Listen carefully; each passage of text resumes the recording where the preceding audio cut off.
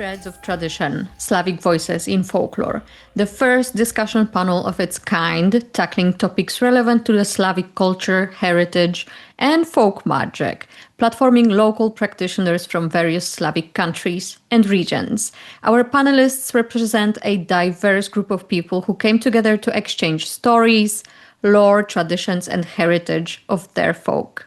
In our third discussion panel titled Slavic Folkloric Traditions of Autumn, you will learn about a select number of customs related to the harvest celebrations, traditions of honoring the dead, as well as chosen feast days of saints. The list of celebrations is far from exhaustive and merely opens the door towards a wealth of traditions that are cultivated in each region respectively. If you enjoy our work and would like to help this project grow and continue to be publicly available, please spread the word. Share it with your friends and family, like and of course subscribe for more. And remember to give some love to all of the amazing panelists by following their work online. Thank you and enjoy. Hello, everybody. It's my pleasure to welcome our participants of the Threads of Tradition, Slavic Voices in Folklore. This time we are talking about the traditions of autumn. Not everybody from our usual crew made it to today's meeting. It's just the, vibe of the season, getting sick and all of that. But we are hoping that for the next one, we are going to be rejoined once more in the usual squad that you've seen us in the previous episodes. So welcome. Hello everyone, I'm so glad to be here once more. My name is Katerina and I am from Bulgaria. I like to define myself as a sorceress telling tales of Balkan magic, and my interests are in the traditional folklore, magic customs, contemporary customs too, as well as in the ancient traditions. I am present online under the Tales of Balkan Magic title on different platforms, which you can find all listed on my website, which will be linked down below. Hello again, I'm Bruno. I'm a Slovak folk witch from Turiec region of Slovakia, and I'm happy to be here. Hi everyone, my name is Aleks, though most of you probably know me online as Balkan Witch. I'm a faith healer and diviner based in Germany with roots in Macedonia. My practice blends Eastern Orthodoxy, spirituality, Balkan folk magic, ancestral veneration, and contemporary energy modalities. So it's a little old world, a little modern, a lot of tradition. You can usually find me on Instagram at Balkan Witch, where I share spell work, faith healing, and divination services. And I also run the Balkan Witch course, which is a year-long deep dive into faith healing, divination, saint veneration, ancestor work, and all sorts of Balkan folk magic. And if you ever happen to be in Macedonia, you might even catch one of my live workshops back home. I'm so grateful to Joanna for having me back for the third time, and it's always a joy to be here with you guys. Hi, I'm Mariana, and I'm from Central Bohemia, Czech Republic. As you already know from my previous stints here on this podcast/debate, my practice revolves around plants and plant spirits, herbalism, aromatherapy, and stuff like that. And I'm a creator of series of botanical oracle decks under my project Venelestis, which you can find under that name anywhere, I think even in the description below. And I want to apologize. I have 4 cats and one of them is now very active. So if my thing moves, it's a playing kitty. So I'm sorry, but you might see some cats as well. We always love to see a cat, at least personally, speaking for myself, I guess. Anyway, hi everybody, I'm Joanna Tarnawska. You can find me anywhere online as the Polish folk witch. I live in Dolnośląskie, Lower Silesia in Poland. I am a practitioner of Polish folk magic, animism, and traditional folkloric witchcraft. I create education and community around Polish folk traditions and magic, animism, as well as witchcraft, especially via Patreon, as well as writing articles and books on the subject. And you can pre-order my first book titled Polish Folk Magic anywhere at this point. It's coming out December 9th this year. In your region or country, what are the most prominent autumnal folk traditions? How are they traditionally celebrated in your local communities? In Bulgaria, autumnal traditions are not so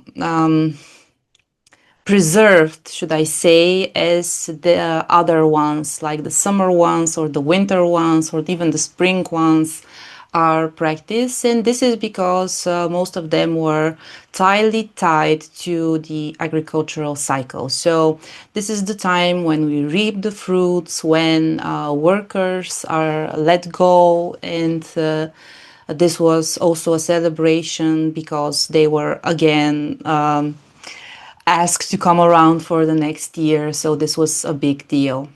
But it is the time when, as we all know, nature starts to fade out, to disintegrate just in front of our eyes. So naturally, there are a lot of celebrations that prepare us for the darker months of the year. I should probably say that generally we do have here 4 seasons that are very well felt. At least we did have them until the global warming happened. But still, we do have a nice autumnal season with rains and so on. So this dying out of the nature naturally forces us to think about the deceased, and autumn is precisely the period when one of the greatest feasts of the dead takes place.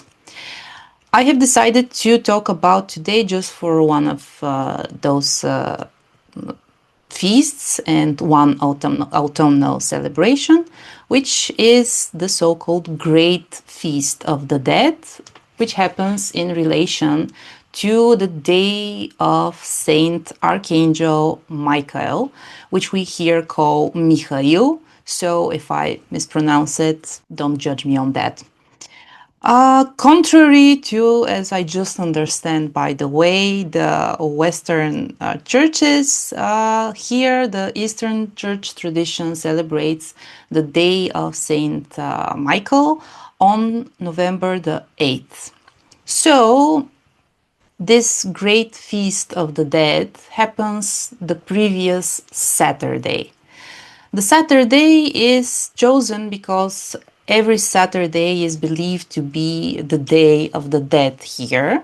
So naturally, the great feasts of the dead will take place on a Saturday.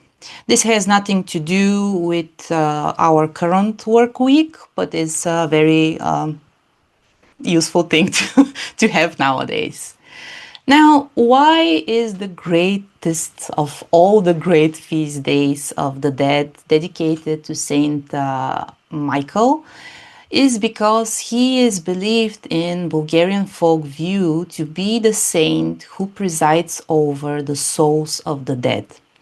Now, this is a common theme, I think, throughout the Balkans, where you will see the world in folk songs separated between different saints. Here, there are different variants. I'm sure there are different variants everywhere where you will see this concept. And we have some separation between Saint Elijah, who usually gets the skies and the thunders. We have Saint Peter, who of course gets the keys for the heavens. And you have Saint Nicholas, for instance, who presides over the seas. And Saint Michael, who is an archangel, of course, but is considered also a saint, gets to rule the souls of the dead. This is a theme which we can see almost throughout the whole territory of Bulgaria and probably further the current borders of this state. And it's a very interesting thing because you will see this concept being visualized in the idea that when one person passes away, when one person dies, their soul is to be gathered not by the skeletal deaths or something, but by Saint Michael. And he would usually do this either by cutting the link between the body and the soul with his sword. His object is the sword. Or he would lure the soul with an apple, offering an apple to the soul. I won't go further into the symbolism of the apple because we'll be here for a whole day. But this is the reason why generally this is considered the greatest of all the great feasts of the dead that we hold here. We call them by the name Zadušnica, which can roughly literally be translated for the souls. За душите, Zadušnica, for the souls, yes. And it's celebrated in a similar manner all over the country, and it's a celebration that is still followed today by everyone, not only by magical practitioners. People would go to the cemeteries, they would prepare food, and they will distribute it to anyone.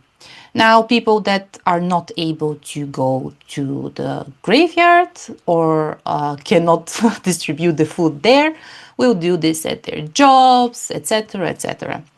This food is also something specific. It's this boiled wheat that we make with there are different recipes, but it's a sweetened boiled wheat, and we call it generally, of course, 𝐏𝐀𝐍𝐿. This is important because wheat represents a seed, and you get this seed that represents the souls of the dead, and it's very important. It's a general belief that the food you distribute towards strangers or towards friends on these feasts of the dead will be reaching the dead souls, and they'll be happy in the afterlife eating that food. Of course, food without drink is of no use, so people would make libations over the graves in different manners. Most of the time that would be a cross over the grave, or even a circle. A circle is also the way you libate over the grave, and you libate with two things: water and red wine. Or if the deceased person has had some specific taste, you could libate something else too, like rakia, obviously. And overall, that's the thing. Those type of celebrations are attested from a long time ago, and I think that we should mention here that funerary practices and post-funerary traditions are the most conservative part of folklore. So when we speak about such customs, we might look for traces of these practices far back in time. Another element that is also described by travelers that saw these strange gatherings on the graveyards is the obsessive fumigation with frankincense.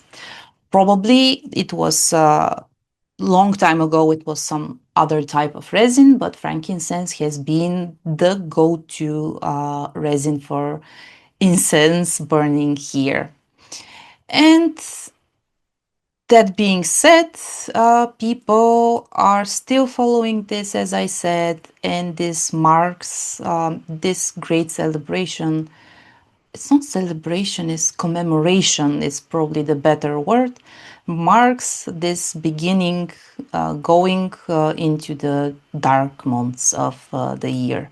Now, November is probably at the beginning of winter. It's not strictly autumn. It's at the very end of autumn. But I think it's a nice, this celebration is a nice example of a tradition that used to be very popular and still is in the current times? Okay, it was really interesting, especially for me because in Slovakia, like the feast of Saint Michael isn't like such a big deal because it's in September.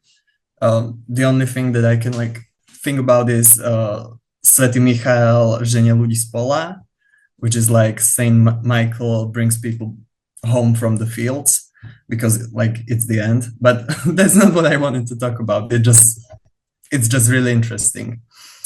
What I wanted to talk about is Odpust or Hody, or in Turiec also Kermes, and then later Dušičky, which is different celebration. But Odpust is a celebration of the consecration of a local church. It can like stretch from spring to like summer and into the autumn, but usually it's in the fall. It's tied to the like patron of the local church. Usually, like it's still practiced today, but not so much. What people would do would be like a family, close family, but even like people you haven't seen in a long time would come to your house if you had the Odpust in your village or town, and you would talk, drink, and eat. But before that, you would go to the mass in the church and like big celebration because it's your patron. And then after that, this was like the sacral part of that. Then you would go home with your family and a real feast would begin, like alcohol, goose or duck. These are more like the most typical, and also something sweet. So like everyone has to be full by the end. And it's called Odpust, from like the Slovak odpustenie, forgiveness, because if you went to the mass on Odpust, you would get like full forgiveness for your sins. And it was also the time to like forgive other people for things they've done to you. And also like maybe you can forgive yourself. And like one of Slovak ethnographer, Emilia Horvatová, she also like speculated that it began as a feast for not the ancestors only, but Rožanice or Rodenice. In Slovakia, we usually call them Sudičky, from like fate, that the main course would be a game animal, like a stag or something like that. And it was a time to celebrate them. But later with Christianity, it stayed, but changed.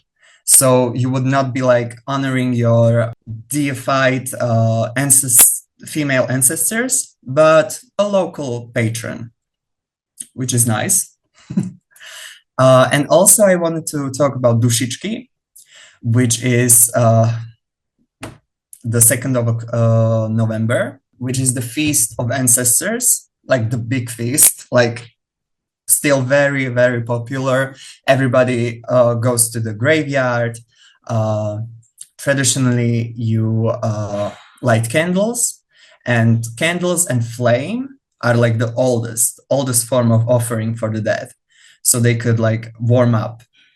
Also, you would put cecina or evergreen twigs on the grave, decorated and stuff like that.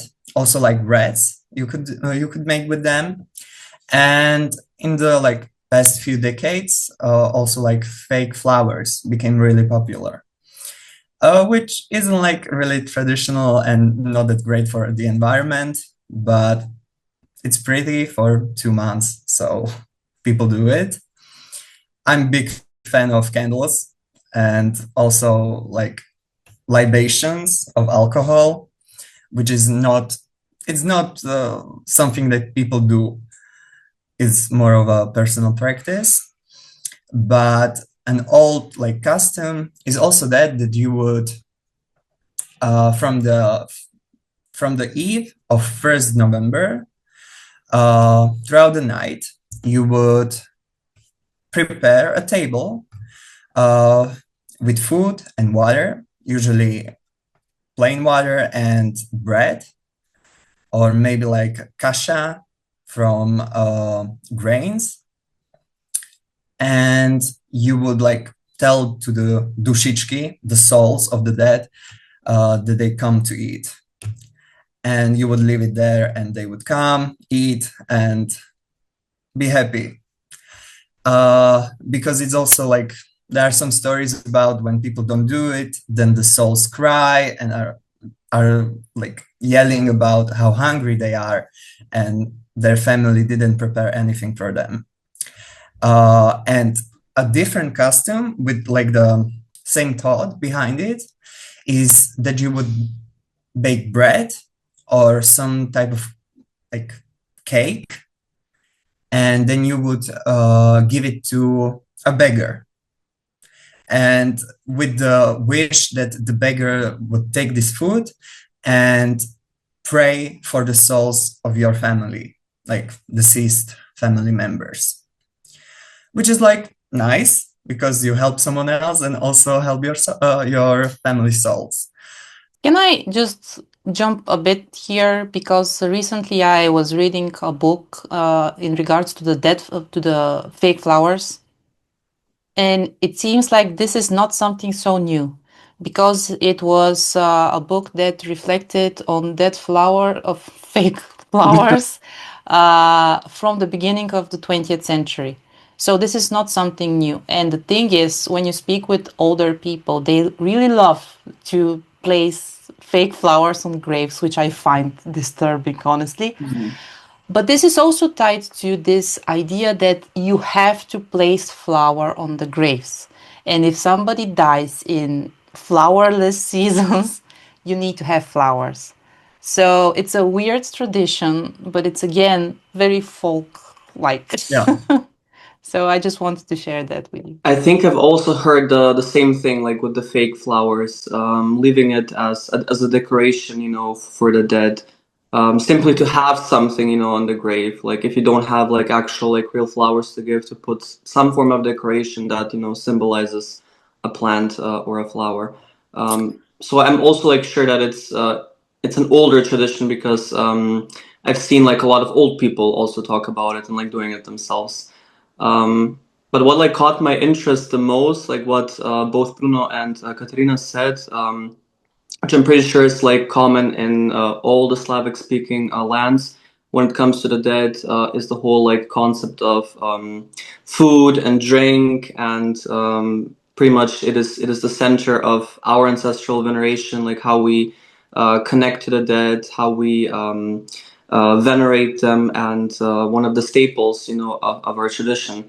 So that caught like my attention the most, and I can definitely say, you know, it's the same in Macedonia when it comes to the dead, that people, you know, bake, for example, bread, or they make 𝐏𝐀𝐍𝐿𝐒𝐴, that Katerina also mentioned, and this is then redistributed, you know, amongst the living, and people eat that for the souls of the deceased, pretty much. But yeah, today I wanted to share one of my favorite autumn traditions from the Balkans, which is a feast that arrives just as the year turns from harvest to winter rest. And this feast, or this holiday, it's called Petkovden, which is celebrated by us in Macedonia every year on October 27th. Now in Bulgaria, I believe it's celebrated on October 14th. Different calendars. And this holiday is pretty much dedicated to one of the most fascinating figures in Balkan folklore and faith, at least to me the most fascinating. And this is Saint Petka, who is a saint, yes, but she's also something more, which today I will share a little bit about. Petkovden, the day of Saint Petka, comes when the fields are quiet and the last of the crops have been gathered. In the old village calendar, this was the moment to basically breathe after the year's hard work. So from this day onward, families began pretty much preparing for engagements, for weddings, believing that Saint Petka's blessing would bring health, would bring fertility, and good fortune. So it's a holiday that celebrates life and protection, but it also carries that magical hush that falls when autumn tips into winter.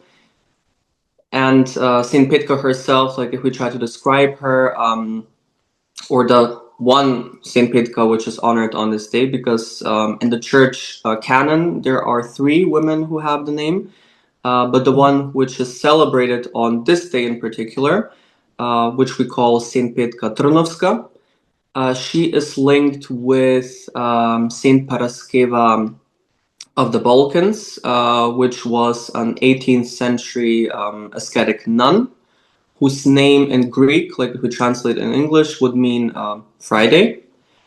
And Paraskeva, she lived basically as a hermit in the deserts of Palestine.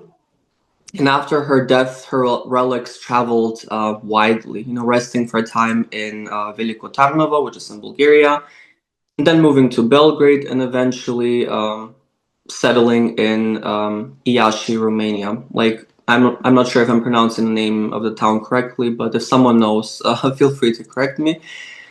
In the Balkans, the way we see Saint Petka outside of the church canon, outside of the history which the church teaches, is a little bit differently. And every region will have ultimately their own beliefs, their own stories, and their own legends connected to this archetype. But one of the most common themes that we hear, at least in my country, in Macedonia, is that she is kind of like this goddess type figure, which carries the echoes of a pre-Christian spirit. A lot of sources will mention, for example, Mokosh, the old Slavic Mother Earth, who ruled over spinning, over weaving, over marriage, childbirth, and magic. And that over the centuries, Mokosh's attributes, her qualities, they blended with this Christian saint. This is how ultimately, the folk tend to view Saint Petka, having these qualities which I mentioned that belong to Mokosh.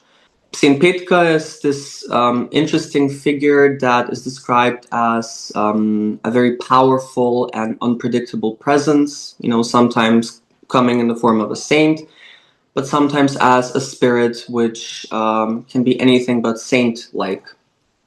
In places such as Mariovo in Macedonia, people believe that she would come to the villagers either in the form of a old wizened hag or as a naked beautiful woman.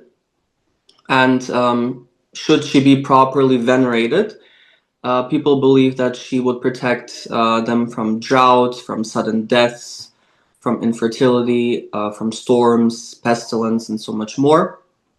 And they would also describe that she would walk in the village at night, that she would, knock on doors, she would climb on rooftops, even appearing in the hearth fire as an apparition. She might even visit people, most particularly women, in dreams to speak to them or to warn them of things to come, or to teach them magic, bestow upon them certain knowledge, certain gifts. And this is no surprising. It's probably one of the most reoccurring themes connected to Saint Petka is her coming to people in their dreams, and often she's described as being dressed in fully black, so a full black robe, usually has a black headscarf, is middle-aged, but sometimes can also be described as being older, and has a very warm, motherly type of presence, but can also be stern. And once again, a lot of this has to do if one breaks her sacred taboos. One of them being if a woman in particular works on Friday or during her feast day, then as a warning, she would come to them in the form of an older woman, a crone, if you will, and basically give them a warning not to do such things. Some even say that she would then, in a way, curse the women, and they would have like, how's it called in English? Like prickly arms, like prickly fingers, basically. Like their fingers are gonna be like have pins and needles sensations, pretty much. So that's like one of the common punishments that she will like bestow among others. And yes, because of like these deep roots, Petkovden carries like a lot of special customs and a lot of taboos. Saint Petka is the patron of spinning and weaving, and as I mentioned, no one dares to spin or weave on her feast day. And breaking this rule, as I said, would result in her visiting the one who's broken the taboo and punishing them in some type of a way. In some areas, Petkovden also is believed to mark the beginning of the so-called 12 wolf days or wolf holidays, when families would follow certain rituals to protect themselves and their cattle, their farms, from wolves and attacks associated with them. When it comes to the actual celebration of Petkovden, ultimately every family celebrates differently, and every region, every place, as I mentioned in the beginning, will have different customs. But what I can say generally about this holiday is that similar to every form of saint veneration, or slava as we call it in Macedonia, the heart is the home, essentially. The rituals take place home. And same, for Petkovden, the heart of this holiday is the household. It is amongst the family. And one particular tradition which I want to mention regarding how people honor or how someone can honor Saint Petka is a family, particular family can knead 5 ritual breads, and 4 of these breads are going to be distributed or given to the church, and 1 will be kept on the household altar. This home bread is placed on top of a man's shirt with a glass of wine and a slava candle, like a large, basically like a large like beeswax candle is lit to offer light, for the saint. The house is of course sprinkled with holy water, and it is scented with frankincense. This is probably the most common like thing that we do for all types of holidays. Like, doesn't matter if it's like a saint holiday, if it's like Christmas, if it's Easter, whatever it is. Like in my family, like every Sunday, for example, we also fumigate the house and sprinkle with holy water. These are one of the common things that I'm pretty sure like everywhere in the Balkans, take place, at least amongst Orthodox Christians. And yes, prayers are spoken, the bread is blessed, of course, with the wine, and every family member receives a piece, and this carries the blessing of Saint Petka for the dark season ahead. I just wanted to say, like Saint Paraskeva is like my favorite Orthodox saint. Yeah. Like the only Orthodox icon I have is of her. So this was really interesting. And also it reminds me of Saint Lucy, or Sveta Lucia in Slovakia, because she's also like this type of saint and also witch figure. And similar also, qualities, like, yes. Goddess type. And it's also like in like church, she's like a saint, but it's really popular like folk belief that she's like the biggest witch of them all, that when they try to burn her, she would not burn and stuff like that. And she also like punishes people for spinning, but that's also like from like Saint Katerina throughout like we call it Dziady. You have like wolves nights. We have witches days. That's interesting to me, really. And Does she also have like a connection with Friday? Is she like considered a Friday type saint? no, because in well, depends where. Because in most of Slovakia, spinning and weaving and sewing is like prohibited on Thursdays. But from 𝐏𝐀𝐍𝐄𝐋𝐈𝐒, which is like the most famous village in Slovakia, where my grandma is from, it was Friday.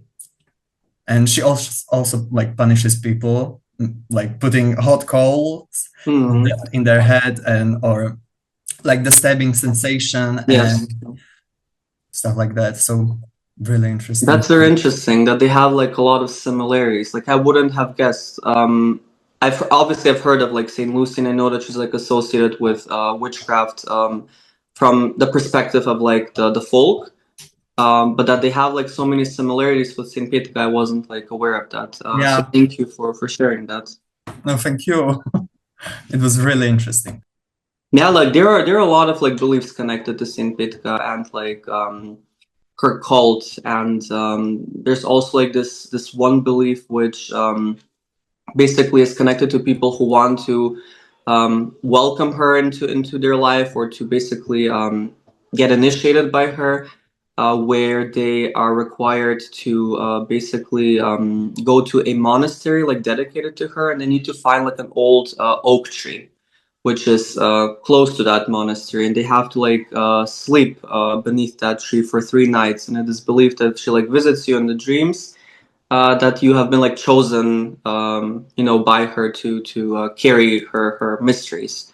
So yeah, there are like many such beliefs. So as of today, like we are recording on the 28th, which is by coincidence the day of Saint Wenceslas here in the Czech Republic, which is, I think, the most important saint of our nation, because he symbolizes like the Czech statehood in general. We even have like a banking holiday today. Pity it's a Sunday this year, but generally we even get a day off.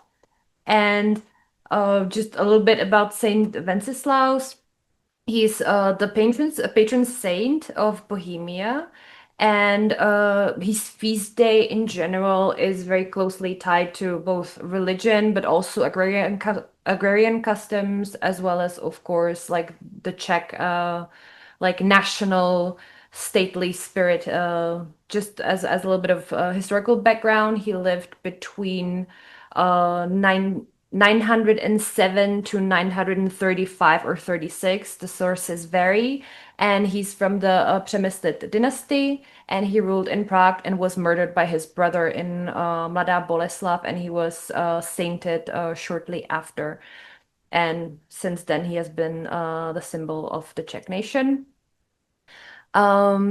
This time I will not be talking that much about like the harvest tradition, because I talked about it a lot in the last part that we did. I will also talk a little bit about Dušičky, or like All Souls Day. That's on the 2nd of November. In Czech we either call it Vzpomínka na všechny věrné zesnulé, Památka věrných zesnulých, Svátek zesnulých, Památka zesnulých, or Dušičky. There is like a lot of names. Most of them mean a variation on like All Souls Day, the remembrance of the dead, commemoration of the dead, and stuff like that. It is celebrated on the night before the 2nd of November mostly. And it's believed that on that night before the 2nd of November, the souls of the dead will return to the world of the living, because like the veil is thinning. There is a lot of customs. As mentioned, fires and candles are like the most important of all. Candles were lit in homes and cemeteries to either warm the dead, but also to guide and comfort the souls, either home or to their family members. An interesting fact is that it's September now, and supermarkets here are already filled with graveyard candles, like the white and red candles, like even month and a half before. So we are all set on our candle buying needs in case we celebrate this holiday. I think it's also become a very secular holiday. Many people, especially like older generations, do go to cemeteries and light candles. I have not heard of anybody actually like lighting candles in their home, in their window, which is one of the places where you would light that candle to like guide the dead to your home, especially like your own family members. And we also have the customs of having offerings for the dead, either as in the form of like an empty seat that's been set for a person during meals during this time of the year. You can only like add bread and water, but you can also actually like put a whole meal on that empty seat of the table. There is also custom of ringing the bells in churches to help souls in purgatory find peace. Also, families can ring bells in their own home when they were leaving the food offerings to actually like attract or like guide the dead to their place. I have also found a prayer for souls that is like mentioned to be recited during this time of year. And if nobody will mind, and I guess nobody will mind, I will read it both in Czech and then like a rough translation in English. Modlitba za duše. Na dušičky pamatujme, s očistce jim pomáhejme. Budou na nás vzpomínat, až my budem umírat. V dušičkový večer rozžehneme svíčky, modlíme se tiše, při nich za dušičky. Poslední svíce zvolna dohořívá, za duše jichž nikdo nevzpomíná. And the English translation is prayer for the souls. Let us remember the souls from purgatory, let us help them go. They will remember us in turn when our own time comes to die. On Dušičky evening, we set candles aglow, quietly praying for the souls we know. The very last candle is slowly burning down for the souls forgotten by everyone around. So that's this, in case anybody would like to pray for their dead. There's a lot of other customs tied to this, not holiday, commemoration, celebration. There is taboos on like spinning during this time, no field work to like not disturb the dead. In some regions, people went to their cemeteries barefoot or silently as to not offend the spirits that were walking around. And among the modern customs, we do still light candles. The families visit cemeteries, take care of the graves during that time, and decorate them with flowers and candles again, which brings me to a thought that I had during like the previous discussions, that today when we say fake flowers, we imagine plastic, but I can also imagine that like 100, 200 years ago, they could have been paper, they could have been made from different fabrics. So doesn't really have to be this plastic type of feel, but I really believe that people would like leave flower-like objects even like 100 years ago to decorate the graves, even though they were not plastic, which is I think the first association that we do have today when you say fake flowers. Yes? Note, yes, there are fake flowers in antiquity and they're ceramic. Yes. And also in the beginning of the 20th century, fake flowers are from fabric. So I really do believe that like the leaving sure in a second I really do believe that like leaving flowers, even fake flowers, must be like a long-standing custom, and it's just our association today that we associate them with like plastic. Bruno, please. I just wanted to say, like, I know I said like fake flowers, but also it's still common to put dried flowers on Dušičky. So like hydrangeas, and there are some like many types, but not all are like good for this purpose. So yeah, I didn't mean it in like a negative way, just a thought that I had.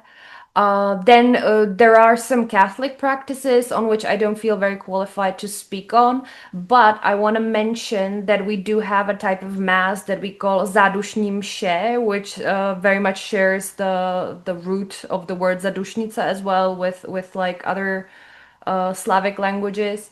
So that's interesting to me at least.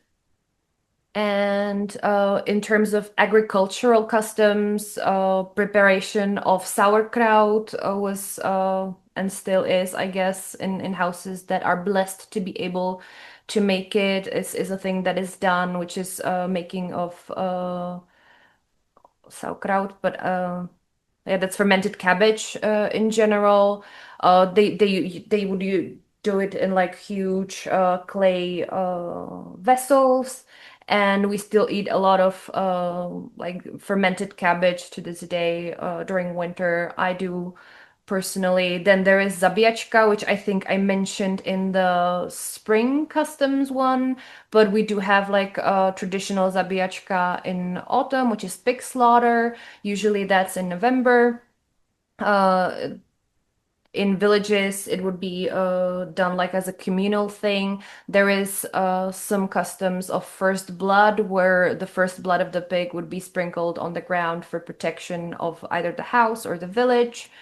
It's still practiced in some form in rural areas where like the village or like a bigger family would like come together and do this big slaughter. Now it's of course ruled by laws and stuff, so there is rules. And there is some apple divinations that are being done, like cutting the apple crosswise and like seeing what the inside looks like. That's also done in or during Christmas, but can be done earlier as well.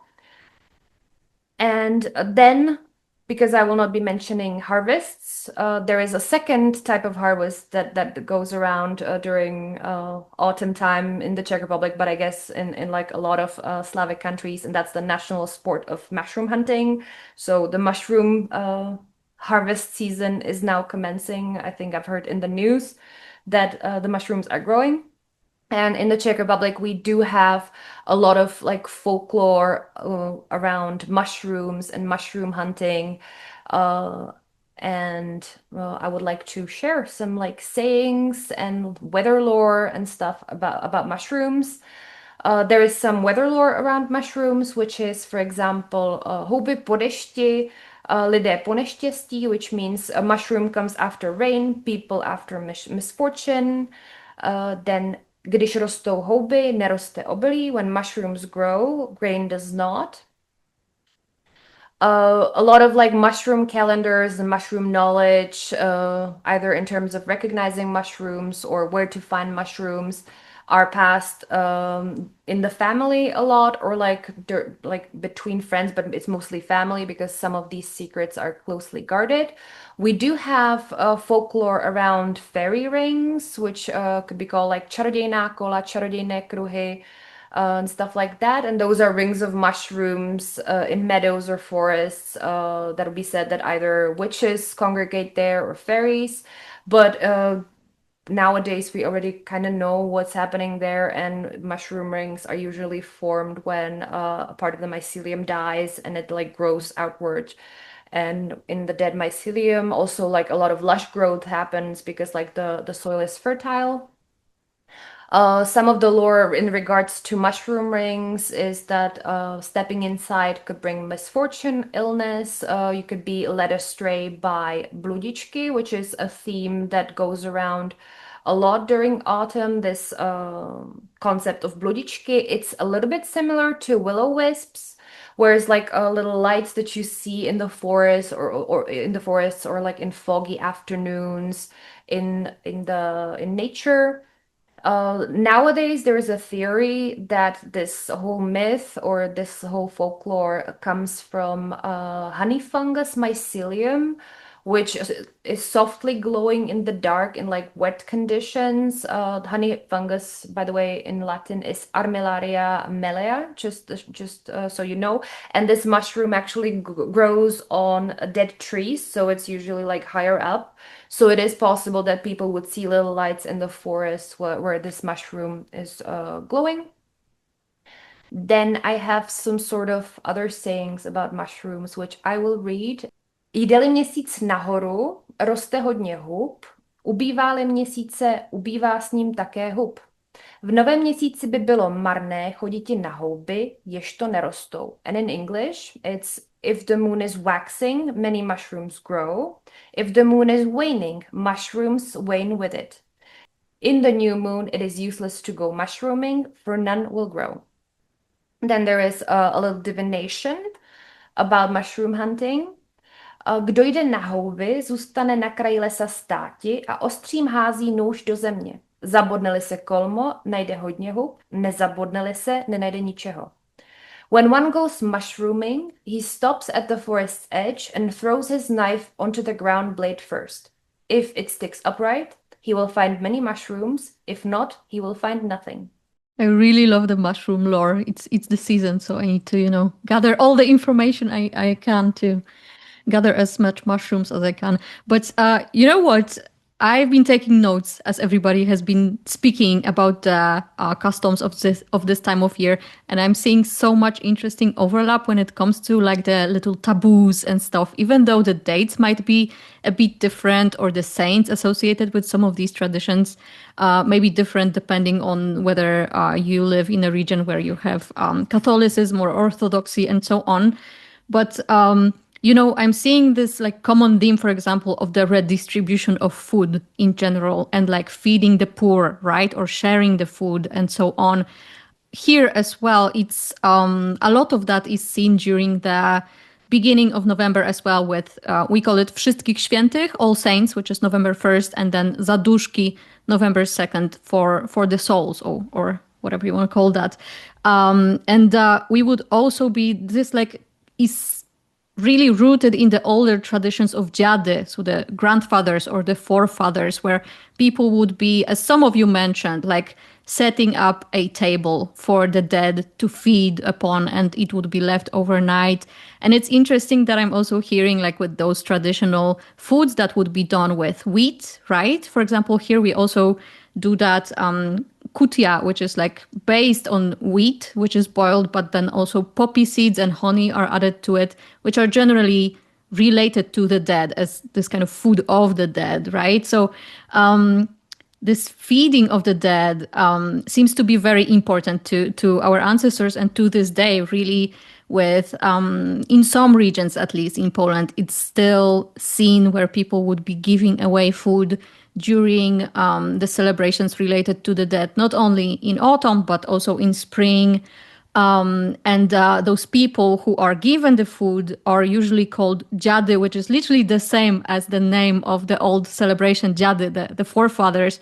But Dziady also means like beggars or poor people, right? So you can see this like redistribution of goods, essentially, between like the general community and those who are less fortunate, but that also symbolizing giving to the dead, giving to our ancestors, right? Making sure that those people who are on the verge of the society, because they are on this threshold of the society, they could be seen as being more in touch with the other worlds as well, at least symbolically. So I really love this kind of symbolism and the overlap that we are seeing here with different regions, right? And also the taboos when it comes to spinning and weaving. I've heard a few of you saying that as well. And it's also the same here with like making sure that you do not use any sharp objects, or you do not spin or weave around the celebrations related to the dead, because you might accidentally like either wound the spirits of the dead, or you might tangle them in the threads and so on. So that's why, at least that's how it's explained here, that's why you are not supposed to do these things, right? Because you might harm the dead. And with no field work, that's also seen here with like not disturbing the earth. Here it's usually explained with that the earth needs to rest for the dark half of the year, just in general, right? So I'm seeing these overlaps here, and I'm so excited that this symbolism of honoring the dead seems to be still cultivated in similar ways, although in very different, or maybe not that very different, but fairly different celebrations across regions, right? But that's just some things I gathered. And now I would like to move on to speaking about some of the celebrations we still have here around autumn. I'm not going to talk about harvest that much either, because I think like we covered a lot of that in the summer traditions too. But you could generally say that autumnal celebrations begin with Dożynki, which is the last harvest, which is when the last harvest in the field is observed, right? Then straight after that, on September 8th, here in Poland, we celebrate Matki Boskiej Siewnej, Our Lady of Sowing, which is actually the nativity of the Blessed Virgin Mary, so Mary's birthday, essentially. And on this date, people would be traditionally sowing overwinter grains. So it's kind of seen as the very beginning of the new season, but not really, because overwinter grains aren't the same as the usual grains you would sow in spring. And it's said that on this date, on September 8th, Najświętsza Panna się rodzi, jaskółka odchodzi, which could be translated as the Holy Virgin is born, swallows fly away.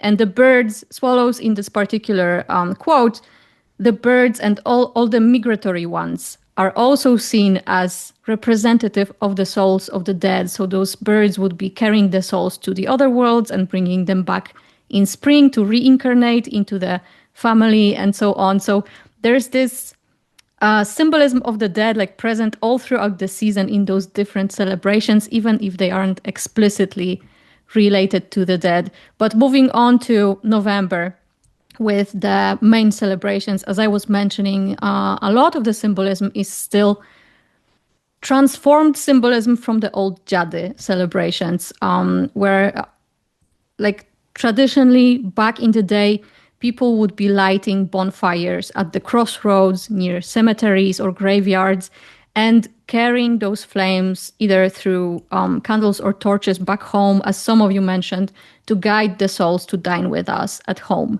And that wasn't usually reserved just to dining with the dead.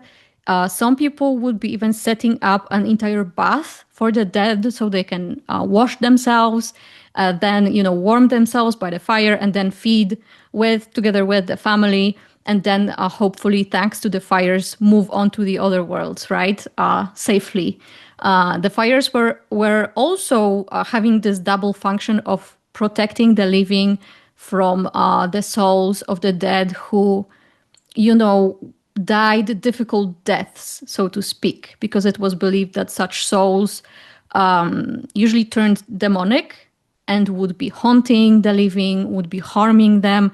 So at one hand, we wanted to guide our beloved dead where they had to move on and so on, but also we didn't want to obviously die by the hand of some demons at this time of year. But the possibility was always there, right? So it's interesting how this translates to the celebrations nowadays. We can see that on November 1st, which is the Wszystkich Świętych, All Saints, in Poland, in Catholic tradition, this would be seen as a celebration for all the dead who were baptized and received, the state of grace by the standards of the church. But then November 2nd, and it's funny to me because November 2nd is actually when most people, this is the big deal still in Polish culture. So that's Zaduszki, for the souls. And that's where all of the rest of the dead, doesn't matter your state of grace, where you went, to hell, to heaven, nobody cares. All the dead are celebrated on November 2nd. So, nowadays, this is also related to the Wypominki Mass, which is essentially a mass where the priest would be reading out all of the names of the dead that were usually paid for, or given an offering to be mentioned and prayed for and so on. And that also is reminiscent of the Dziady, where people would be calling to their dead and mentioning them by name by the fire to call them to dine with them. So there's a lot of this overlap. Nowadays, you can really see that the Polish people are still very much into remembering their dead. It's a big deal. Everybody travels. Doesn't matter if your family graves are far away. Everybody, stocks up on the graveyard candles and travels to make sure that the graves are cleansed, properly cleaned and dressed for the occasion. And it's funny that it was mentioned with the like fake flowers and stuff.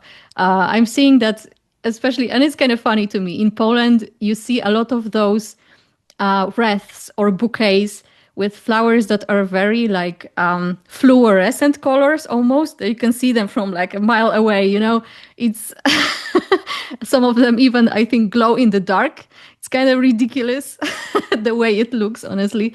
But I love the thought. And I can see my mom, as she's getting older, she's also like beginning to freak out more and more each year about the importance of making sure that no grave is omitted, that we need to travel to dress those graves. It's a big deal and everybody cares. And even the graves that like they wouldn't be tended to because all of the family members either like moved away or are dead, always that the local community makes sure to take care of those like older abandoned graves or graves of children to make sure that none of them are left, you know, like dirty, sad, and without being dressed and given some kind of grave candle, right? So I really like that custom. And where I live, I don't have personally any family graves very close by, so I make sure I have like my one grave of a child that I picked that I always saw wasn't really tended to, and I tend to that particular one just to make sure that I contribute to the local dead's well-being, I suppose, in this way. I could say much more about the dead, but I guess I will move on because I just really wanted to briefly also mention the November 11th feast day of Saint Martin, Świętego Marcina. Mariana also mentioned I think you said Zabijaczki or something like that. So it's essentially a day of slaughtering animals for winter, right? As supply for winter. So in Poland, we usually would see the slaughtering of geese and cattle especially. And that, of course, would be accompanied by a feast on those, killed animals, but also roasting, smoking, and drying the meat to preserve it for winter. And what's also very, very common is the eating of rogale świętomarcińskie, which would be like Saint Martin's croissants, which are also with poppy seeds. So there's this relation to the dead, you know, and the killing of the animals. All of that has this very chtonic symbolism to it, I would say. And on this particular date, it is said that you can't really do any field work anymore. Like at this point, this is where no earth can be disturbed. It needs to be resting for the time of winter. Otherwise, you would have no harvest in the coming year, right?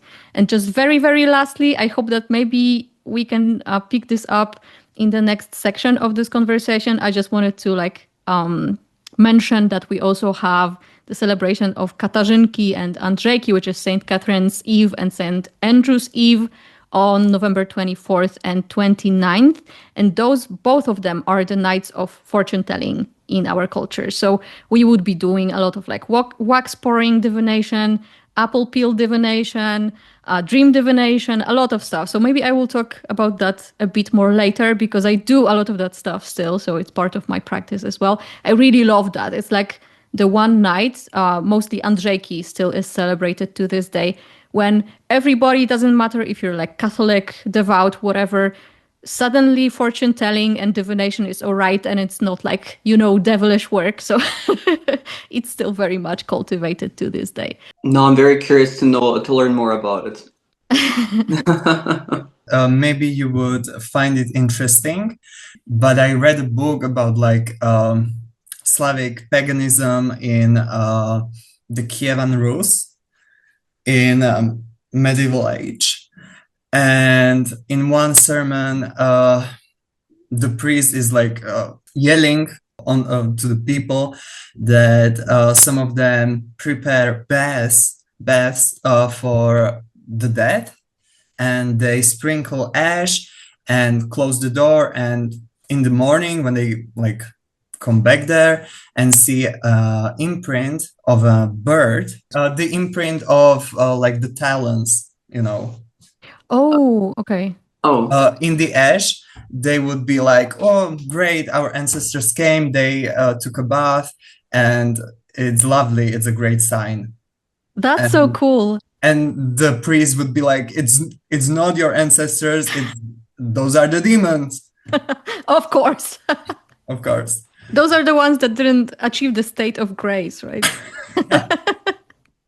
I love that. That's really cool. Thank you so much for adding that, because that kind of expands on the whole theme of welcoming the dead at that time. And ash, in general, I'm just going off here, but it's also very prominent as a sign of grieving. And people would be burning, especially like willow twigs, to ash and marking themselves with that ash to indicate when they are grieving as well. So there's this connection with the dead too. And Dziady in Slovakia, in Orava, like that's the north region, like bordering Poland.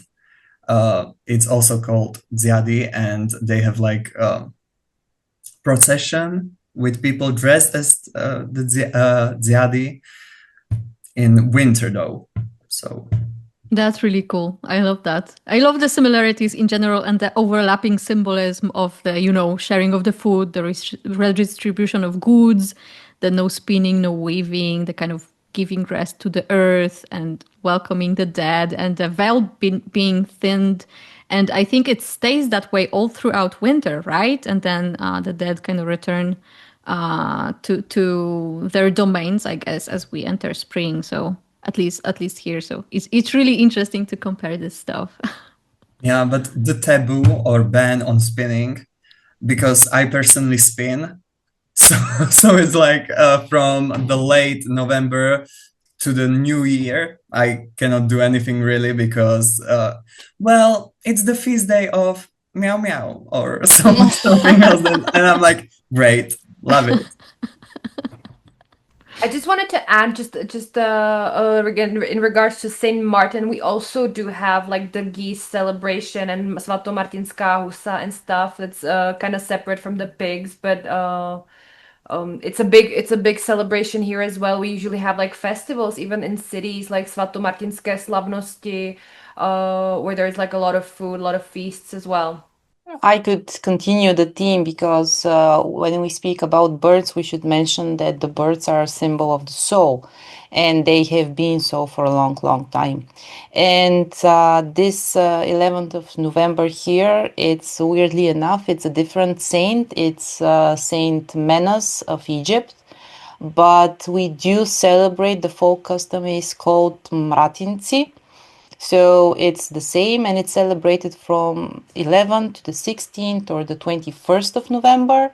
And those are the so-called wolf days in some regions too.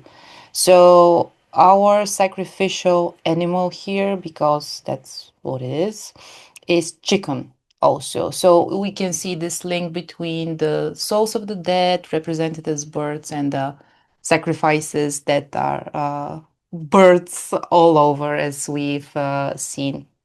And yes, the light and the food distribution is also something that we have here, as well as the taboo over spinning and weaving, which honestly, as I was listening to your conversation, is kind of weird because the winter months are precisely the ones that are used for weaving and spinning, but maybe those were practical for people to get some rest, And personally, I don't spin, unfortunately, neither weave, but I would follow the no sewing things, which are quite the same because in our folk belief, there's this idea that whatever was produced during the wolf days, whoever wears it will be attacked by wolves.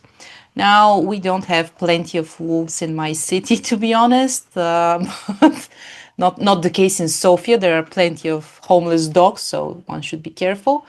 But nowadays we can we can modernize this concept of the wolves and the bears and the demons, if you wish, by thinking about the enemies, because wolves were the greatest enemy of people back in the day when the winter months came. And I'm pretty sure you know, but wolves don't usually go in packs, but they do so in harsh weather. So we would be protecting ourselves from our enemies, wider term. You know that there are some wolves in sheep skin, so we should be careful. In your craft, what autumn time traditions do you practice today? What I personally do, and as I mentioned in our previous conversation, is that I have been leaning towards this ancestor veneration more and more, much like Joanna's mother, as I'm getting older. And this is what I'll be focusing on in the autumnal months, as well as making stock of what I did not do the way I had to do it, especially in regards of herb gathering. And I would see what seeds do I have, will I try and grow something that I haven't been able to. This is something that I would also do. And other than that, it's just like going slowly into the winter months. I would not say that I have some very specific magical practice for this month. And I would try and celebrate the autumn equinox, of course, but I would not scorch myself if I don't manage to do so. As we see from the people that are missing, it's the season to be ill, and I have 2 children, so it's a lot of illness in autumn too. Autumn is the time when school starts here, so I am also trying to lean into this, and I have this habit from my school days a long time ago, that I have the feeling that the year begins in autumn. That's a very weird thing, and it's cyclical, of course. So I would try and purchase some books and get into some new habit.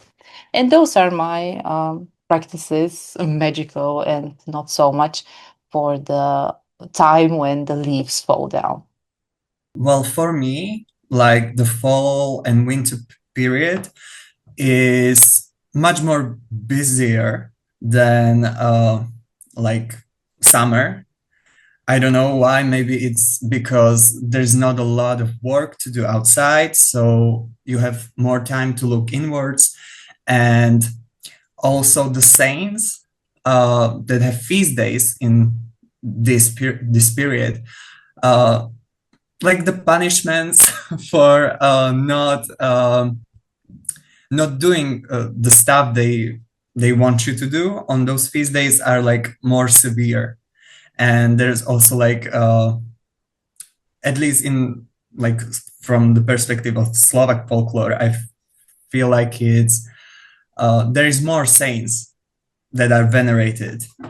And also, like, historically, summer was just about work and like 2 periods that you can like chill and have 2 days off, but no time to rest. Fall is like, it's great because you can slow down and you can focus on spirits that you maybe like a little bit neglected in summer because there was stuff to do. The ancestors that are, they have holidays in different parts of the year, but like the fall is the most prominent in modern times. So that's something that I like prioritize my ancestors and petitioning them, working with them, and overall celebrating them and showing gratitude for their help. And also, as I said, the fall and winter saints are like one of the closest to me. And for example, Saint Lucia, she's like the main one for me. And mainly because, as I said before, she's like the archetype of witch in the folk tradition in Slovakia. So I don't know, I just feel like special connection with her. And her day is one of the most prominent in the winter period. So that's what I do usually, working with ancestors and getting ready for winter. Like I feel like that's all that it's about. So for my personal practice, working with saints, ancestors, and getting ready. What I do during the autumn season, well, I guess I'll start with the usual. Just like during every season, I take time for a good spiritual cleanse for both the house and myself. This is something that I always do, like regardless of the season, regardless of the month, like at least once a week I have to do something like that. So I would usually sprinkle holy water in every room, burn frankincense, and pray the old Orthodox prayers to clear out anything heavy and invite in protection and blessing. So obviously, spiritual cleansing is a big part of my life. It keeps me grounded and helps me stay connected to my spirits and to the blessings of whatever season I'm in. For St. Petka's feast day, I celebrate with a slava, which is basically a household feast in her honor. I light a candle, I bake a ritual bread, I consecrate it with prayers, I set out offerings of wine and water, I sing hymns and chant prayers asking for St. Petka to protect the household and my closest family members. Sometimes I also give offerings of prayer dedicated for my friends and co-workers, like petitions, basically. So simple acts, really: candlelight, bread, water, frankincense, prayer, but they carry, obviously a lot of meaning. Yeah, besides my saint practice, I also do ancestral veneration, which is during this season a very big thing in my practice. What Katerina mentioned about Saturdays being our so-called Days of the Dead is also in my tradition present. This is the day when I usually spend a lot of time praying to my ancestors and giving them offerings, especially the Saturday before Saint Demetrius's Day, which we call Mitrovdenska Zadušnica. And Zadušnica, being a day of the dead for the souls of the dead. This is one of the biggest ancestor feasts in Macedonia, and I host a particularly large veneration where I prepare food and drinks, set a table for those who came before me, calling their names, offering prayers, spending time in meditation, listening for guidance, doing some divination work, honoring the lineage, tending to any unfinished family stories, and asking, for my ancestors for their blessing and protection as we head into the dark half of the year.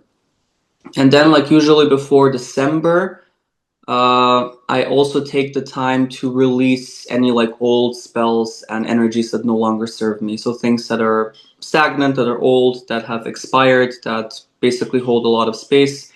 I take the time to basically unwind that and disregard any type of ritual material that has served me throughout the year. So I would wash any spelled items and salt infused water with basil that I've charged, with specific prayers and words of power, incantations, and then I would ritually burn what needs to be released, and the ashes or leftovers, they will either be buried in the earth, or they will be sent away in running water. And I have a river where I live, so typically that's my resort where I dispose of certain leftovers, so that the water can then take out the energy where it belongs, out of my life. This is a simple but powerful way to clear out the old, honor what's been learned, and create a space for whatever blessings the new year will bring. I do have a whole speech here written, but I wanted to go back to what Katerina said in regards to also Joanna's parents getting older and getting more into ancestral and dead veneration. I think I'm still at the stage where it's becoming more and more interesting to me. I'm not really at the stage where I feel the need to do something about it, but I can feel that I will be in that stage in a couple of years as well. And I think that comes with age, the need to look back at like family and people that came before us. I remember when I was young, I had no interest, like zero. And the older I get, the more I felt like the regret that I had no interest when I had the chance to like, listen to my grandma who is not here anymore about like her family and her customs and like my dad's side as well. And so the older I am, the more I feel the need to like dig into the ancestry and to like the dead before me. But generally, in terms of like autumnal tradition in my practice, I'm of the opinion, might be a hot take, that like we should also be able to adjust the so-called wheel of the year in regards to our own lives and what is actually like current, because a lot of the wheel of the year and the folkloric traditions that we speak of are very agrarian, are very um, based on people who were dependent on the land on an imminent basis, in their day-to-day lives, which nowadays a lot of us, I'm not saying we're not, but a lot of us are not, because I live in the city. I can go to a supermarket and buy my flour and buy my vegetables and buy my meat. And of course, I am to a degree also dependent on like the season and the general agrarian turn of the year, because if it's a bad year, the harvest of like the companies that do the farming is worse, the prices are different, so there is still a dependence on the land and on the general Gaia thing, but it's not like imminent day to day for me. If there is hail in my city, I'm not afraid that my own crops will die and that I will not have anything to eat. So to me, like the harvest season is more time to celebrate like my own work and like my own accomplishments and like getting the fruits of my labor from the previous year. And then I can also go back on Katerina for me as well.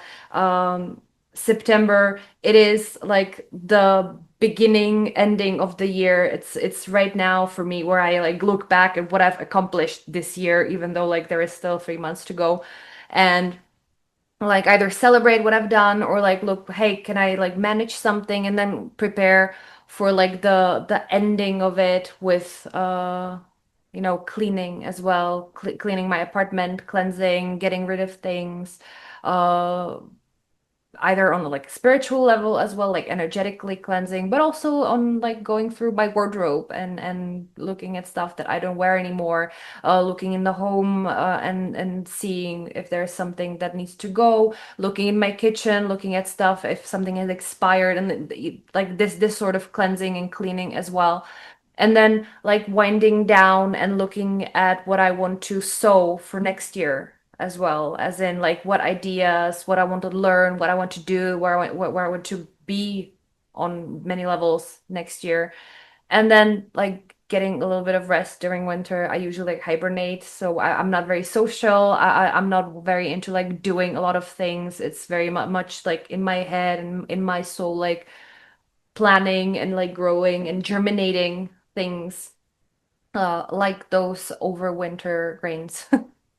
I am overwinter grains. Uh, and in terms of like general magical work as well, I find that autumn and winter are very, like for me, a great time for incense, like making, collecting, foraging resins in the woods, while also foraging mushrooms is like a great way to do two birds with one stone. And yeah, incense also is like a tool that I use during autumn and winter for a lot of things.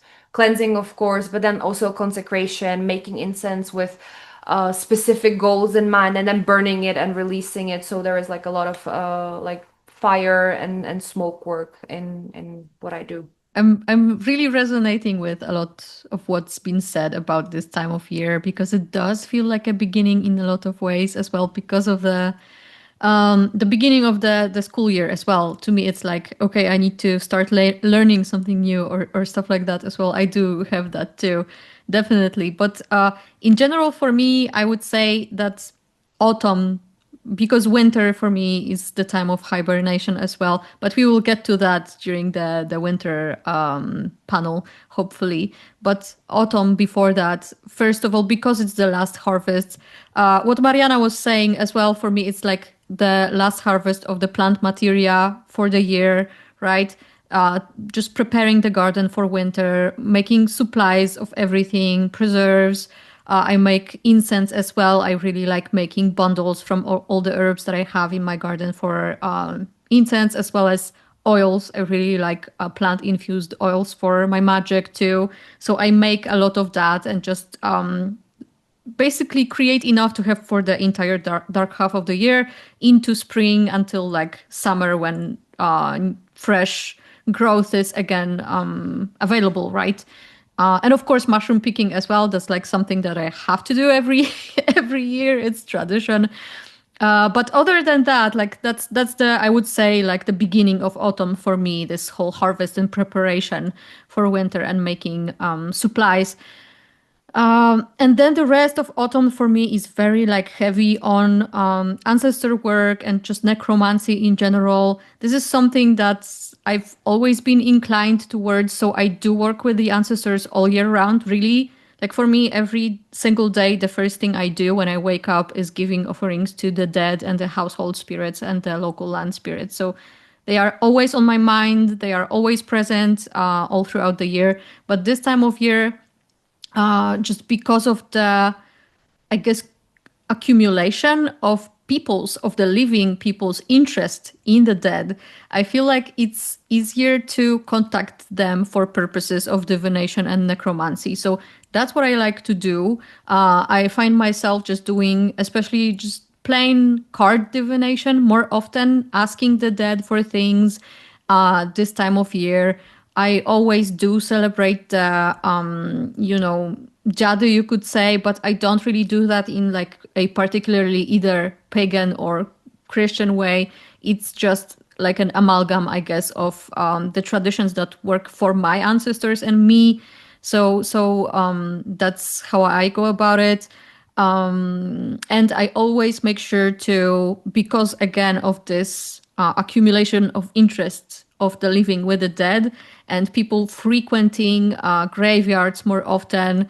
I'm generally one of those people who will like frequent my local graveyard very often on a regular basis all year round. But I always make sure that I'm strengthening the bonds with the local dead during this time of year in particular, because they seem to be kind of like, I don't know, from all the movement of the people who are coming to the cemeteries more this time of year, it feels like they are maybe more interested or maybe disturbed by the fact that there's so much more activity. So it's easier to just contact them. I feel like there's more motion around in the air, you could say, or in the soil, however you choose to look at that. So yeah, definitely a lot more necromancy this time of year. But also for me, this time of year is more heavy on anything that has to do with like spirit flight, trance work, and dream work in particular, because the days are much shorter. It's easier for me, and I'm sure I'm not alone in this, to achieve altered states for purposes of, anything magic related. So, I would be doing spirit work much more often. And that's also related to, at least in my brain, that's also related to the Andrzejki, the St. Andrew's feast day, when everybody does divination and fortune telling and all of that. So I will just quickly mention some methods in case people are interested in how this was traditionally done and still is over here. So everybody probably knows about wax pouring divination. I know that in some countries it's lead, that's more common, but here we do wax, usually beeswax. You would pour it through a keyhole. So you take like a big key of some kind and you pour the wax through the keyhole into water, and then you divine from the shape of the wax, either by looking at it directly or like casting a shadow of it on a wall and trying to see what the shape could potentially resemble to achieve your fortune telling. But then we also have some like really fun methods, and I kid you not, this is still done in kindergartens today, and it was when I was a kid. Like, for some reason, kindergarteners always do this divination every year with the wax and everything, but also with like peeling apples, for example. So you would take an apple and make sure that as you peel it, that the skin is as long as possible, so it's it doesn't break. And then when it breaks, that's when you have to stop and you throw it behind you.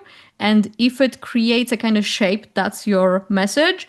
Or it could also create a letter. And in that particular case, it would tell you about the first letter of the name of your future lover, for example.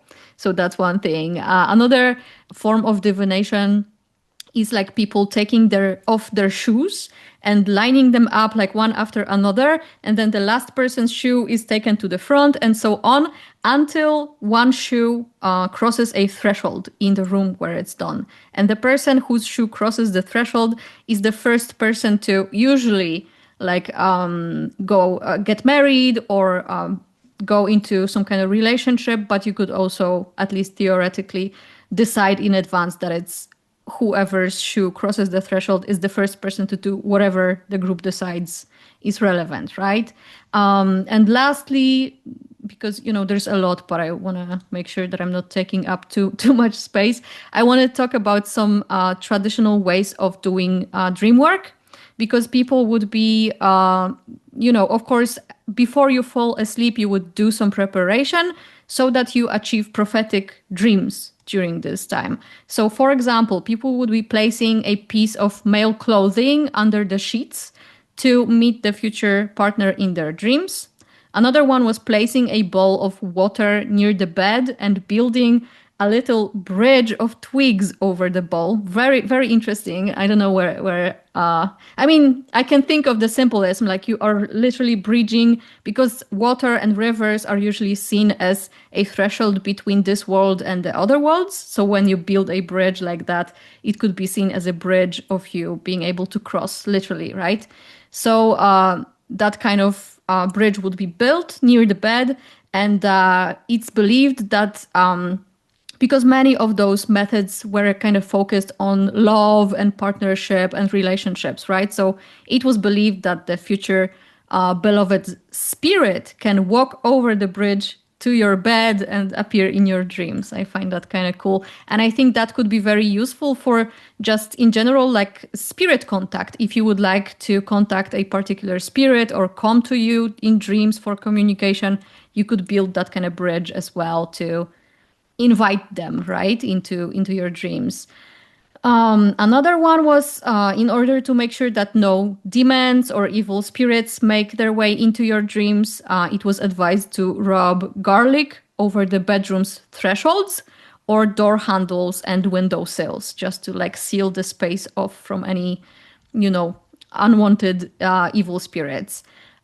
Or an interesting one as well, sowing the seeds of oats in particular in your bed. So just sprinkling some seeds in your bed would also give you prophetic dreams. So those are some of my personal faves that actually like are documented, that have been practiced.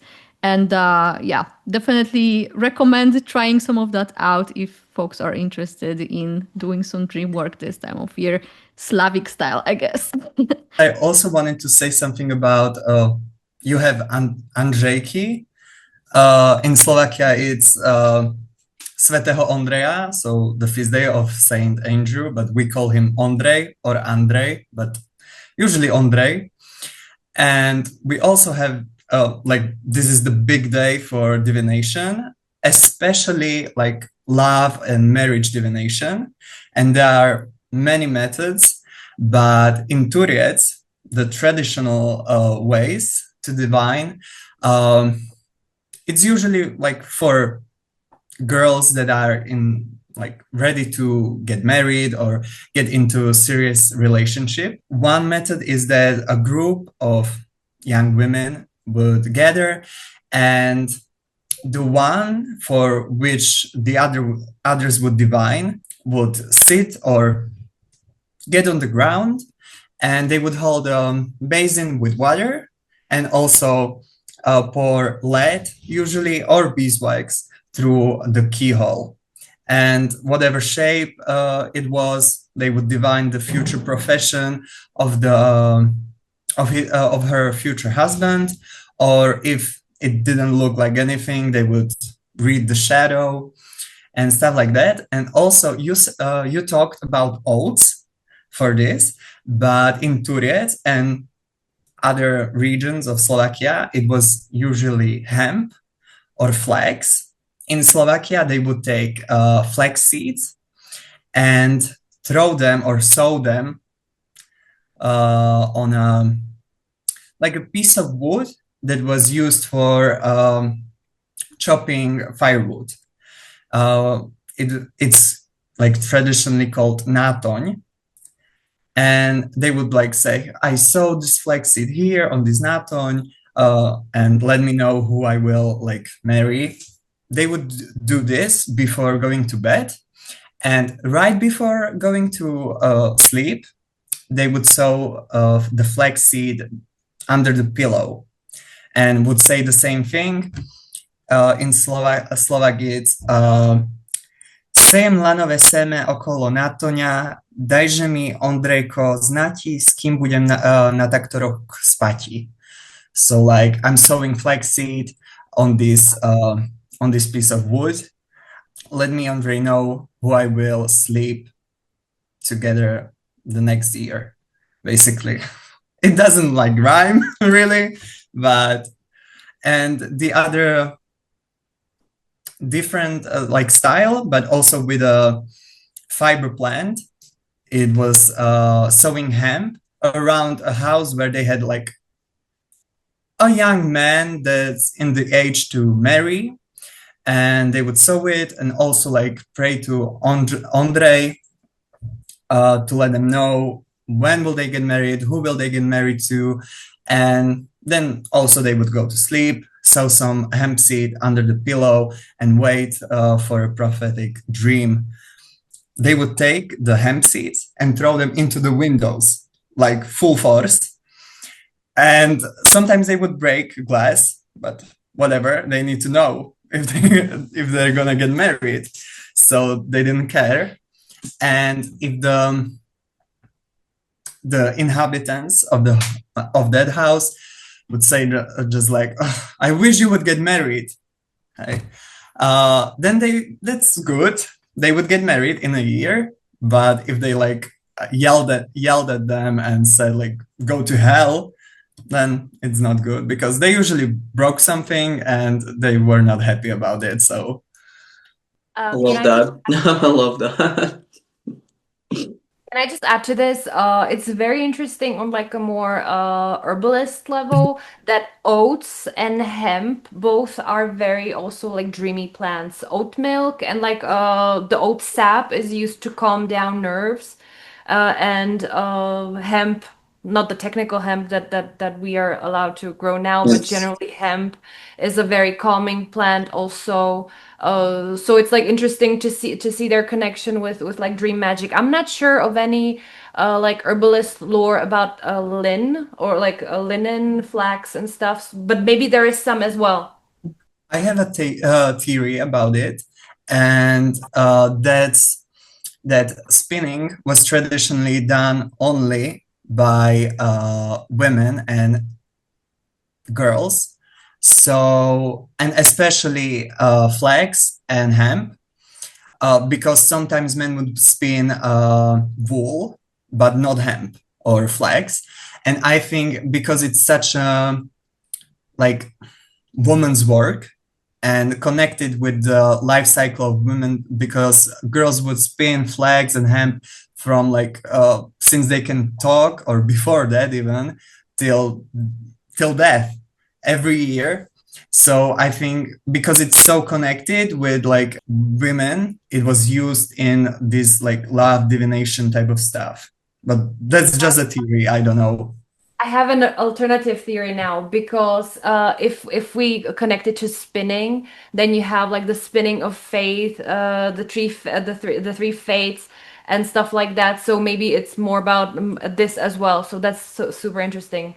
Yeah. And I also thought that it could be related to the fact that spinning and weaving is a very repetitive thing that you do. So it gets you into a trance state, right? Which is very visionary, potentially. Yeah, it's beneficial for the practice of magic, divination, spirit work. Yeah. Yep. Yeah. Oh, those are connected, you know, so it's a feminine plant, an ally to females in a way, a companion that is also makes it much more connected, both of them actually, much more connected to the fates, which are seen as being female, and the spinning and the magic and the trance, everything is tied up. I want to add for the dream magic, by the way, because when you were speaking, it just came to my mind that here people would put hop under the pillow of children for them to sleep better. And it's much more related to its natural qualities, like the scent of hop. It's actually also used for like treating anxiety and like calming down the nervous system. So that also makes sense. Yeah, it's like traditional to make a pillow full of hops to put to give to someone who has like insomnia and problem with sleeping generally. Like for the purpose of trance and divination, a thing which is also done by us is like wormwood, like using wormwood for that specific thing. And the thing with the wax and the lead that you guys mentioned, by us this is more so like a ritual which is done to like remove negativity, you know, especially fear. And it's much more common for like lead to be used, and it's predominantly used by like Muslim healers, Muslim practitioners. Whereas the wax, from what I've observed, typically is less used, but when it is used, typically like Orthodox Christians use it in their healing rites. Yeah. Okay, so it would be more used as a method of cleansing or healing than... Okay. Yeah. And it's traditionally used to cure fear, but there are practitioners who kind of like tweak it and use it to remove black magic, spirit attachments, pretty much anything. You know, it's like a general cleanse.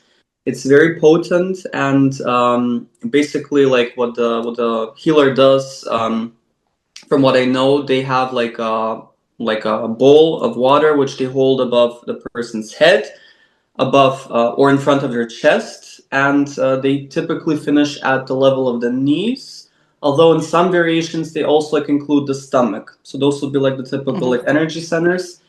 And the lead or the wax in this case is then poured on those specific areas, and it makes a loud noise, certain shapes are formed, and the healer then interprets, you know, what exactly is troubling the person.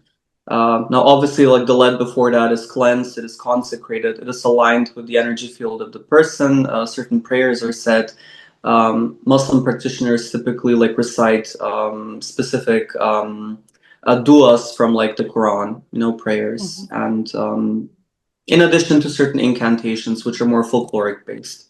Yeah. That's really cool. It does remind me that we have a similar thing, but only with the head, with the bowl on the head, pouring wax as well into water for, I think it was mostly like removing evil eye or curses, something like that. Yeah.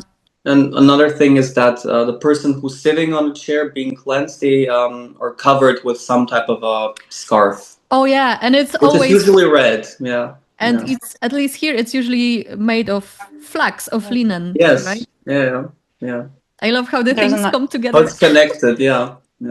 There's a nice documentary that shows this practice. Actually, I think it's in North Macedonia or Serbia. I'm not sure. But to add what, I'll give you the link in the. Because I haven't seen like any documentaries about this practice, and that's why like I'm curious now. Yes, it was. It's on YouTube, so you can see it. But to add what Aleks said. Basically, every healing ritual starts with a divination, and sometimes the divination about what is the cause of this disease, what is the problem actually, is sometimes very much merged with the healing itself. And this is the case with the lead or wax melting. So it simultaneously says, well, you were scared from a big dog when you were little, in case of curing fear, and at the same time it cures it from the person. So there are a lot of methods for this, but yes, I agree with Aleks. And while the lead thing, it is very typical for Muslim practitioners, it's a lot intertwined nowadays, and everybody does it. If I may, I just wanted to also say that in Slovakia, like historically and traditionally, like the two most important tools for folk healing are water and beeswax. And the beeswax was even used like to divine if a sick little child would survive or die. Yeah, that's really interesting. Also makes me think now of like the connection of bees with being those sacred messengers in a lot of cultures, right? Where For the dead, yeah, they carry messages either from the dead or from like a specific deity sometimes, depending on the myth. Yeah. Oh my God. I love how it's, all coming together. Everything is always connected. It's always connected, yeah. And I love how you mentioned that with the beast, because it's literally by us, they're seen as representatives of the ancestors' soul. So every time like there's a funeral, doesn't matter if it's like January, like in the winter season, you will see like bees literally coming around the graves, and that's always like fascinating to hear, because usually like they're hibernating like during that season, right? Yeah. So like that's another interesting fact. Oh my God, I haven't thought of that, but there's also like this lore that, for example, if bees settle on your windows, that means that somebody in the family will die soon, for example, yes, stuff I've like heard that. Of that too. Wow, okay. Yeah. In love magic, when bees like in spring go to on the maiden flights and looking for new hives, the twig or part of the for example a tree where they like settle for a while, after they leave that place, that twig is like great for making someone fall in love with you. Like you can just touch them with it and they will fall in love with you. Oh my God, same here actually. I love that. So we kind of circle back with the love magic to the love divination of the, end use feast day period. So, wow, okay, yeah. I really love how the lore of, the dead and tending to the land and making sure that it's settled for the dark half of the year and not disturbed anymore is kind of then going into this period of both rest, but also slowly starting to think into the future and maybe looking for a lover, trying to divine that future with somebody else for yourself. So it's all like lining nicely, and with the plants, especially the plant lore of how they can both help us with sleep, but also dream work and visions. This is connecting so nicely. I'm really loving it. So yeah, the lore, it's not random, and we can see that even though this can appear differently in different regions, it does make sense on a grander kind of scale. I'm thinking of this meme of this guy, connecting the dots with the I'm going to insert it here in the video. That's essentially us at the end of this episode, like, okay, it does make sense. Every time after we are done with this, I'm just like, wow, I'm so inspired. I know what I'm gonna do. I like fill every possible place in my calendar. I'm gonna do that. I'm gonna do that. Like this is really good, like for inspiration and what to do next. This egg cleansing that we do, Jajovanie, we call it at least here, that it's actually somewhere in the PGMs as well. And I was like wondering for the longest time, why is it present in so many cultures? Like we have it here, and people in Latin America have it, and like where's the source of that? Oh, it's the egg itself. It's life. It's a living thing that's in a stone, basically, Yeah, it's like a universal symbol, regardless of culture. Yeah. I'm pretty certain that everyone kind of like saw the same association and used it for that purpose, but like obviously in different ways based on the culture. But the symbolism, I think it's the same. Yeah, because probably. it's not.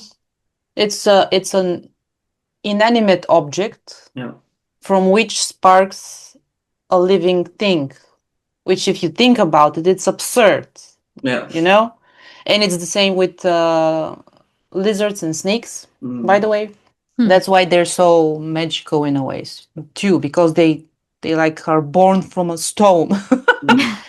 In a way. So that's it's the same with mountains, and this is the eternal discussion about pyramids in the Americas and pyramids in Egypt. It's a mountain. Mountains have the same shape. So Okay, I love that point actually. Yeah, that makes a lot of sense. There was also this theory that the reason people used to build pyramids a lot everywhere, because it's also in like Asia and you know, anywhere, it's because like this shape of stone is the most stable, you know, when you like yes, pile them all like in a pile, that's just the most stable shape you can achieve. it's a glorified pile of rocks that is aimed to represent a hill or a mountain. That's it. Truly, it is that. Reminds me of burial mounds as well in general, and It is. Yes, the yes. whole belief that mountains and mounds of any kind, they have like a world inside of them that you can enter. Like a vortex almost. Yeah. Oh, Yeah, that's the point.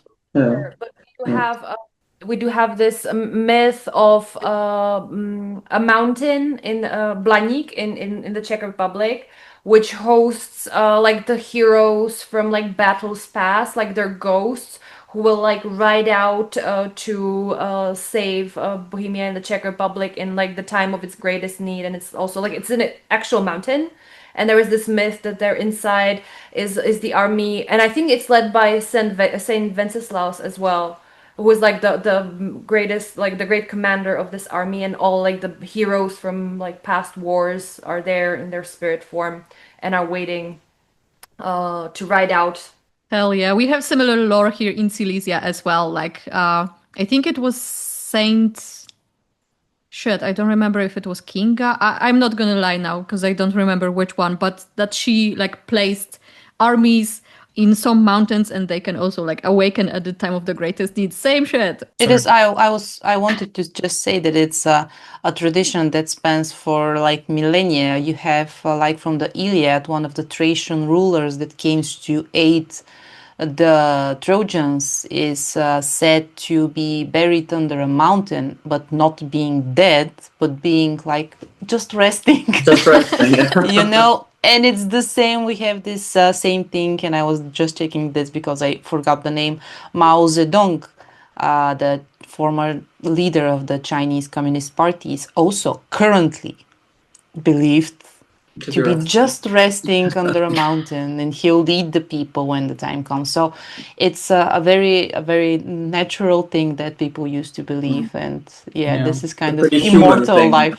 I just wanted to like add that we also have this legend, and it's connected with Sitna mountain in like the center of Slovakia. That there's also like army underneath and magic sword that will like stand and fight for Slovaks. So, well, they didn't do anything for the last some centuries. So, like, what are they waiting for? It's gonna get worse, I believe, if they're still waiting. I guess maybe they know that, you know, shit is about to hit the fan, so they've been waiting. They're preparing. Anytime soon. I guess it's a tale of hope. Like, if those guys aren't waking up from under the mountain yet, then it means it's gonna be worse, so we are good. Like, we'll be fine. It's horrible, but we're fine. I saw this short recently, Slavic daily affirmations. It was like, what do you say to yourself early in the morning? It can be worse. And it will. That's so real, though. We aren't really like the most optimistic people, right? No, when you look at our grandparents and like what type of pessimism they have and like fear for the future, like no food, nothing. Yeah, Yeah. that's so true. That's so Of true. ancestral trauma there, yeah. Yeah. Oh my God. Yeah, for real. Like, I guess it's also reflected in the fact that I don't know if it's like across the Slavs, but at least the Polish smile. I don't know if you guys know that meme. Like the Polish smile, and it's like super grumpy face, essentially. Yeah. I mean, we are like famous for it. Like everyone who comes to Slovakia and they're like, people are so rude and stuff like that. And it's just because people like normally look like It's just our face. Like, what do Yeah. you mean? Naturally depressed. that's like everybody, like your grandparents tell you only a fool smiles without a reason. Absolutely. like, Yeah. Why would I laugh? Why would I smile? I mean, they have a fair point. And also the memes Yeah. with like, yeah, we don't have depression in Slavic countries. Not a thing. Like, Yeah. what do you No. mean? What's depression? You're not depressed. Yeah, anxiety isn't real. I remember this. You're not depressed, you're just weak. Exactly. Yeah. What do you mean anxiety? That's just how everybody feels. You should get more work, then you wouldn't be anxious. You're just lazy. You need to do Yeah. something. Yeah. You have a lot of free time. Yeah.